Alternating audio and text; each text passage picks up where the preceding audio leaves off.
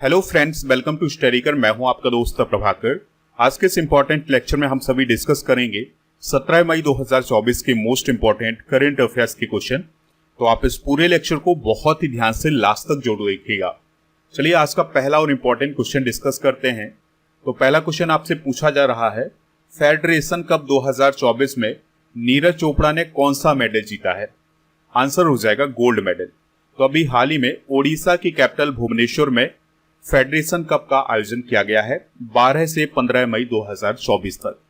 Federation cup को हम राष्ट्रीय फेडरेशन सीनियर एथलेटिक्स प्रतियोगिता के नाम से भी जानते हैं। तो इस बार इसका 27वां संस्करण आयोजित किया गया है। जेवलिन थ्रो की प्रतियोगिता में नीरज चोपड़ा ने 82.27 मीटर का थ्रो फेंक करके गोल्ड मेडल हासिल किया है और डीपी मनु ने सिल्वर मेडल हासिल किया है और उत्तम पाटिल ने ब्रॉन्ज मेडल हासिल किया है। तो गोल्ड हो गया किसके पास? नीरज चोपड़ा के पास, और सिल्वर हो गया डीपी मनु के पास, और ब्रॉन्ज हो गया उत्तम पाटिल के पास। 2021 में नीरज चोपड़ा ने इसी स्पर्धा में यानी इसी प्रतियोगिता में फेडरेशन कप में 87.80 मीटर का थ्रो फेंक करके गोल्ड मेडल हासिल किया था। नीरज चोपड़ा ने अभी हाल ही में दोहा डायमंड लीग में सिल्वर मेडल हासिल किया है। इस पॉइंट को भी आप याद रखिएगा। दोस्तों, आप इस पूरे लेक्चर को बहुत ही ध्यान से लास्ट तक देखिएगा। लास्ट में आपसे क्वेश्चन पूछा जाएगा जिसका आंसर आपको कमेंट बॉक्स में देना है। अगर आप चैनल पर पहली बार आए हैं तो सब्सक्राइब कर लें, बेल आइकन भी दबा लें जिससे आपको समय पर सबसे पहले नोटिफिकेशन मिल सकेगा। आप हमारे व्हाट्सएप चैनल को ज्वाइन कर सकते हैं, लिंक इसका डिस्क्रिप्शन बॉक्स में दिया गया है। इसके अलावा टेलीग्राम चैनल को भी ज्वाइन कर लीजिएगा। टेलीग्राम से जुड़ने के लिए आपको टेलीग्राम पर जाना है और स्टडीकर ऑफिशियल सर्च करना है, तो वहां पर आपको चैनल मिल जाएगा। उससे ऐड हो जाना है तो आपको पीडीएफ मिल जाएगी। इसके अलावा जो भी और इम्पोर्टेंट नोटिफिकेशन है वो वहां पर उपलब्ध हो जाएंगे। ऐप को डाउनलोड कर लीजिएगा। ऐप पर आपको paid course, e book, test series, PDF, daily quiz ये सभी मिल जाएगा।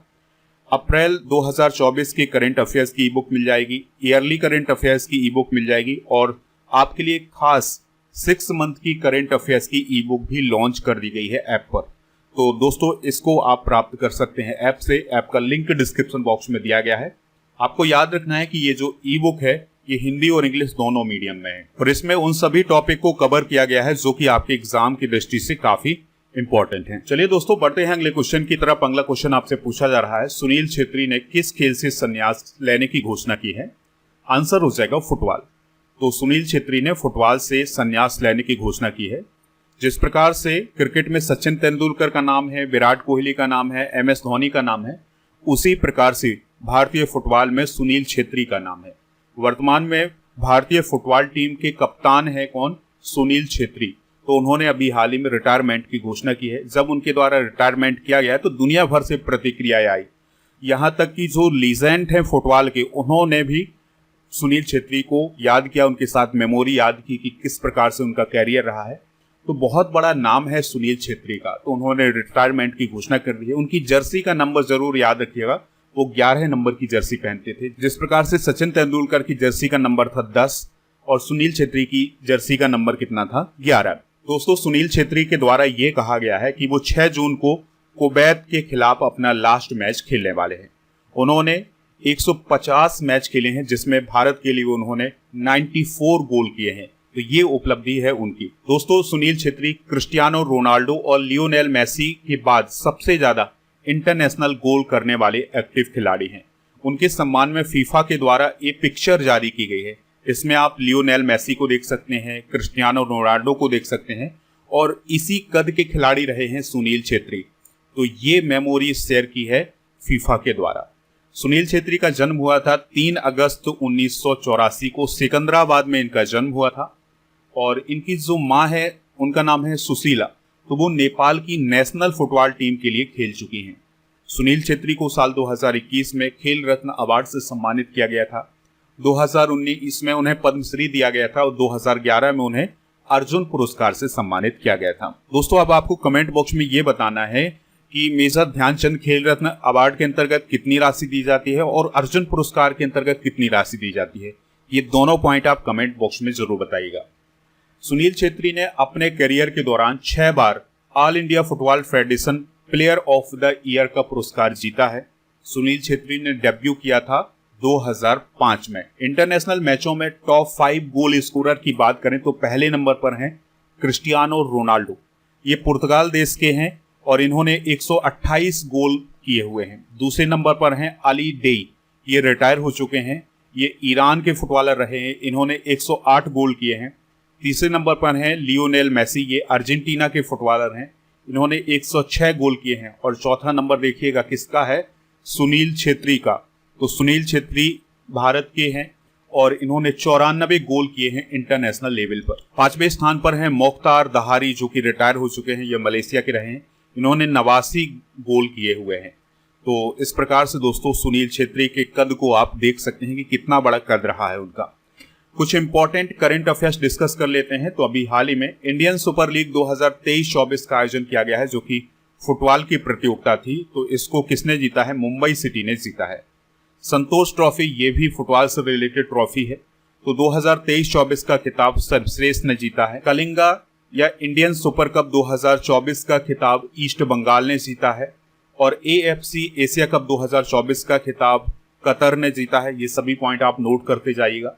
सैफ अंडर 19 महिला फुटबॉल चैंपियनशिप 2024 का खिताब भारत और बांग्लादेश दोनों ने संयुक्त रूप से जीता है। और सैफ अंडर 19 चैंपियनशिप 2023 का खिताब किसने जीता था, भारत ने जीता था। अगला क्वेश्चन आपसे पूछा जा रहा है, किस देश ने दुनिया का पहला 6G डिवाइस पेश किया है या लॉन्च किया है। आंसर हो जाएगा जापान।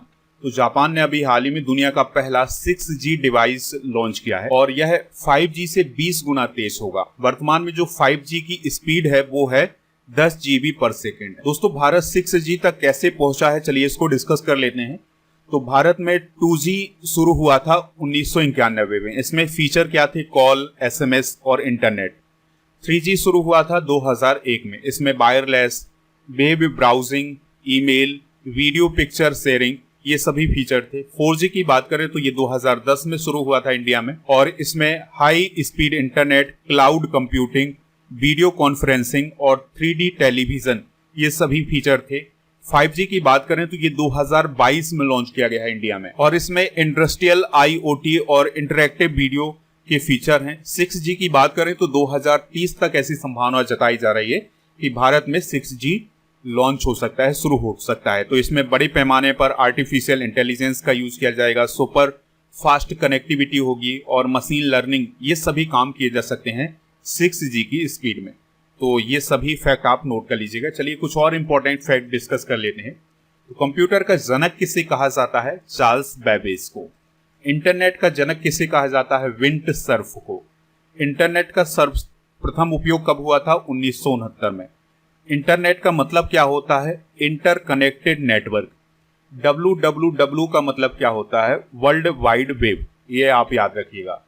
और भारत में जनता के लिए इंटरनेट कब उपलब्ध हुआ था, 15 अगस्त 1995 को। www का आविष्कार किसने किया था, टिम बर्नर्स-ली ने। और ईमेल का फुल फॉर्म क्या होता है, इलेक्ट्रॉनिक मेल। अगला क्वेश्चन है, हनुमान आर्टिफिशियल इंटेलिजेंस चैटबॉट को कितनी भाषाओं के साथ लॉन्च किया गया है। आंसर हो जाएगा 98। तो अभी हाल ही में हनुमान नाम का एक आर्टिफिशियल इंटेलिजेंस चैटबॉट लॉन्च किया गया है। तो इसमें 98 भाषाओं का सपोर्ट मिलता है। दोस्तों इस चैटबॉट को किसने लॉन्च किया है या किसने मिलकर के तैयार किया है, तो IIT, रिलायंस और SML इंडिया नाम की जो कंपनी है उसने, और अबू धाबी की जो 3AI होल्डिंग कंपनी है, तो इन सभी ने मिलकर के इस हनुमान AI नामक चैटबॉट को लॉन्च किया है। दोस्तों यह चैटबॉट एक इंडिजीनियस आर्टिफिशियल इंटेलिजेंस चैटबॉट है और इसका इस्तेमाल 12 भारतीय भाषाओं में किया जा सकता है, यानी कि ये 12 भारतीय भाषाओं को सपोर्ट करता है। चलिए दोस्तों कुछ ऐसे करंट अफेयर्स को डिस्कस करते हैं जो कि आर्टिफिशियल इंटेलिजेंस से रिलेटेड हैं। तो इन्फोसिस कंपनी जो कि भारत की कंपनी है, तो इसको अभी हाल ही में आर्टिफिशियल इंटेलिजेंस मैनेजमेंट सिस्टम के लिए ISO 42001-2023 प्रमाणन प्रदान किया गया है। दुनिया की पहली AI CEO का नाम क्या है, मिका। भारत की पहली AI टीचर का नाम क्या है, आइरिस, जो कि केरल में लॉन्च की गई थी। इंडिया टुडे ग्रुप की आर्टिफिशियल इंटेलिजेंस न्यूज एंकर जिसका नाम है सना, तो इसे अभी हाल ही में ग्लोबल मीडिया पुरस्कार 2024 दिया गया है। डेबिन AI चैटबॉट अमेरिका की कॉग्निशन नामक कंपनी के द्वारा लॉन्च किया गया है। अगला क्वेश्चन है, साहित्य अकादमी फेलोशिप से किस लेखक को सम्मानित किया गया है। आंसर हो जाएगा रस्किन बॉन्ड को। तो प्रख्यात अंग्रेजी के लेखक हैं रस्किन बॉन्ड। तो उन्हें अभी हाल ही में साहित्य अकादमी फेलोशिप से सम्मानित किया गया है। तो भारत की जो साहित्य अकादमी है उसके द्वारा उन्हें ये फेलोशिप प्रदान की गई है। फेलोशिप का मतलब वो होता है एक प्रकार का सम्मान। रस्किन बॉन्ड की अगर हम बात करें तो उन्होंने 300 से ज्यादा शॉर्ट स्टोरी लिखी हैं, निबंध लिखे हैं और उपन्यास लिखे हैं, और उन्होंने बच्चों के लिए 30 से अधिक पुस्तकें लिखी हुई हैं। दोस्तों, रस्किन बॉन्ड को 1992 में साहित्य अकादमी पुरस्कार दिया गया था, और इसके अलावा 2012 में साहित्य अकादमी का बाल साहित्य पुरस्कार दिया गया था। 1999 में इन्हें पद्मश्री दिया गया था और 2019 में इन्हें पद्म भूषण से सम्मानित। साहित्य अकादमी फेलोशिप के बारे में कुछ बेसिक जानकारी डिस्कस कर लेते हैं। तो यह एक प्रकार का साहित्यिक सम्मान है और भारत की साहित्य अकादमी के द्वारा यह प्रदान किया जाता है, और यह किसी जीवित लेखक को प्रदान किया जाता है। 1968 में डॉक्टर सर्वपल्ली राधाकृष्णन इस फेलोशिप को प्राप्त करने वाले पहले लेखक बने थे। तो भारतीय भाषाओं के डेवलपमेंट के लिए साहित्य अकादमी की स्थापना की गई थी 12 मार्च 1954 को। हेडक्वार्टर इसका दिल्ली के रविंद्र भवन में है और इसके वर्तमान में अध्यक्ष हैं माधव कौशिक। अगला क्वेश्चन है, 2023 में वैश्विक इंटरनेट शटडाउन में शीर्ष पर कौन सा देश रहा है? आंसर हो जाएगा भारत। यानी सबसे ज्यादा इंटरनेट शटडाउन कहाँ हुआ है? भारत में हुआ है। इंटरनेट शटडाउन कब होता है? जब किसी क्षेत्र में हिंसा फैली हो या फिर कोई ऐसा उपद्रव हुआ हो जिसके कारण इंटरनेट के माध्यम से अफवाह फैल रही हो, तो ऐसी स्थिति में सरकार के द्वारा इंटरनेट शटडाउन किया जाता है। तो इंटरनेट शटडाउन के मामले में भारत टॉप पर रहा है। 2023 की अगर हम बात करें तो 116 इंटरनेट शटडाउन हुए हैं इंडिया में। सबसे ज्यादा प्रभाव किस राज्य पर हुआ है भारत में? तो ये हुआ है मणिपुर में।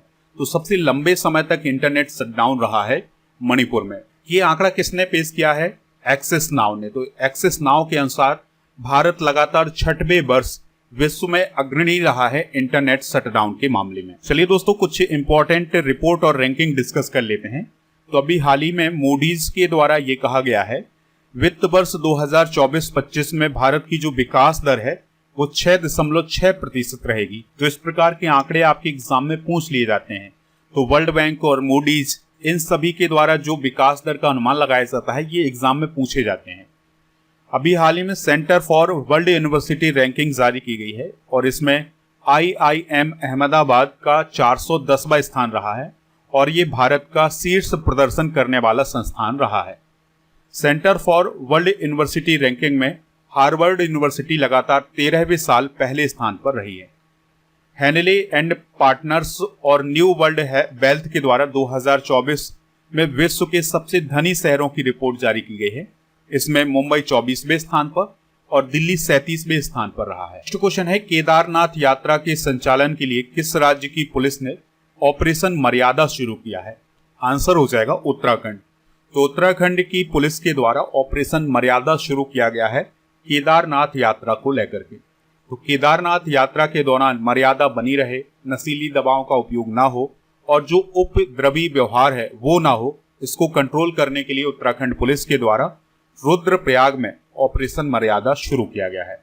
तो तीर्थ यात्रियों से तीर्थ स्थलों की पवित्रता का सम्मान करने का इसमें आग्रह किया गया है और जो भी उल्लंघन कर रहा है उसके खिलाफ चालान काटा जा रहा है और मामले दर्ज भी किए जा रहे हैं। उत्तराखंड की बात आई है तो देवभूमि के नाम से उत्तराखंड को जाना जाता है। इसकी स्थापना हुई थी 9 नवंबर सन 2000 को। यह उत्तर प्रदेश से अलग होकर के एक नया राज्य बना था। कैपिटल इसकी देहरादून है। मुख्यमंत्री हैं पुष्कर सिंह धामी और गुरमीत सिंह यहाँ के गवर्नर हैं। विधानसभा की 70, राज्यसभा की 3 और लोकसभा की 5 सीटें हैं। कुछ इंपॉर्टेंट ऑपरेशन डिस्कस कर लेते हैं। तो सबसे पहले बात करते हैं ऑपरेशन अमृत की। तो ये केरल में शुरू किया गया था। तो एंटीबायोटिक दवाओं के दुरुपयोग को नियंत्रित करने के लिए ऑपरेशन अमृत शुरू किया गया था केरल में।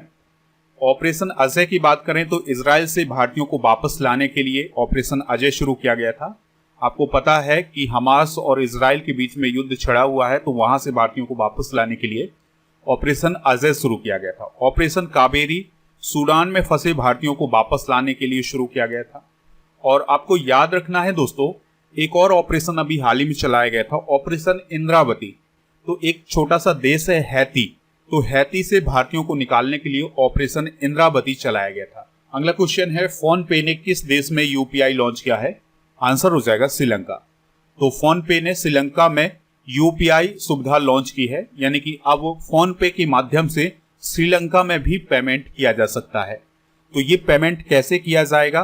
तो श्रीलंका की एक कंपनी है जिसका नाम है लंका पे, तो उसके द्वारा क्यूआर कोड दिया जाएगा और उस क्यूआर कोड पर अगर हम फोन पे से पेमेंट करेंगे तो ये फोन पे के माध्यम से पेमेंट हो जाएगा और हमारा जो पैसा कटेगा वो रुपए में कटेगा। ठीक है, वहां की करेंसी के हिसाब से हमारा रुपया इसमें कट जाएगा।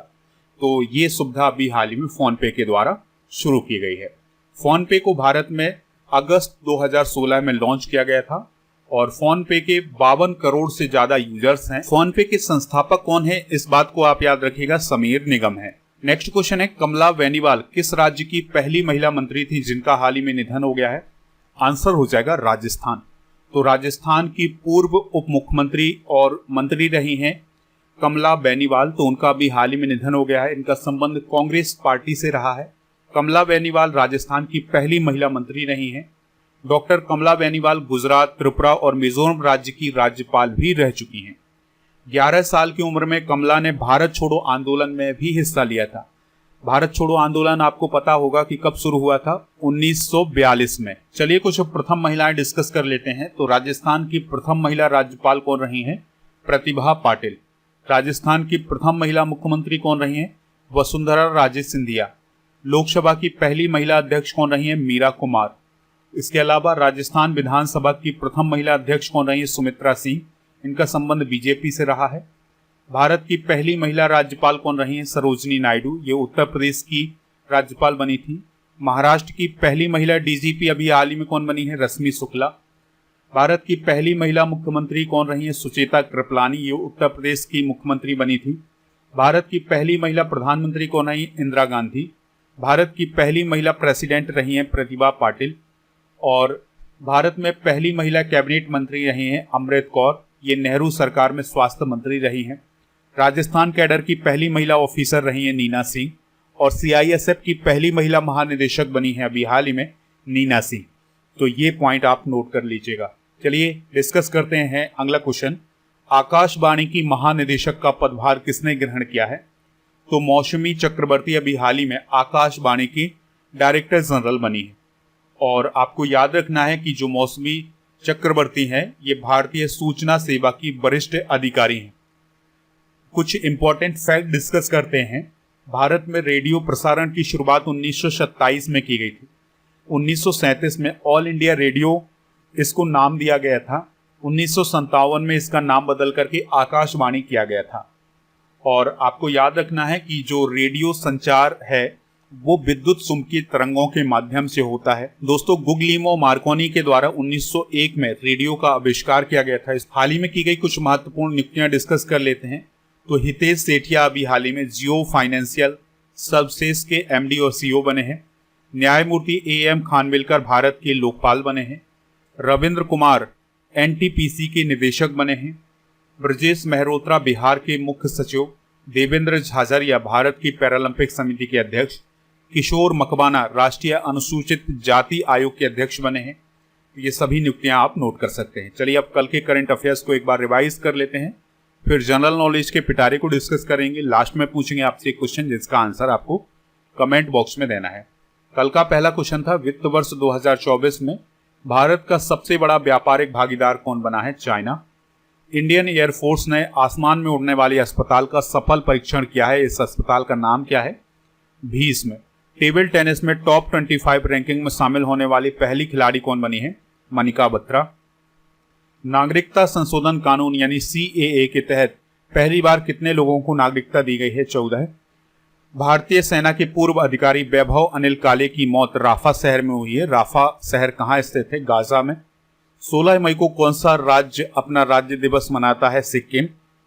भारत ने बाढ़ से हुई बढ़ोतरी से निपटने के लिए किस देश को $1 मिलियन की मानवीय सहायता प्रदान की है? केन्या। केंद्रीय कौशल विकास और उद्यमिता मंत्रालय ने किस कंपनी के साथ नमो ड्रोन दीदी परियोजना के लिए एक पायलट प्रोजेक्ट शुरू किया है? महिंद्रा एंड महिंद्रा।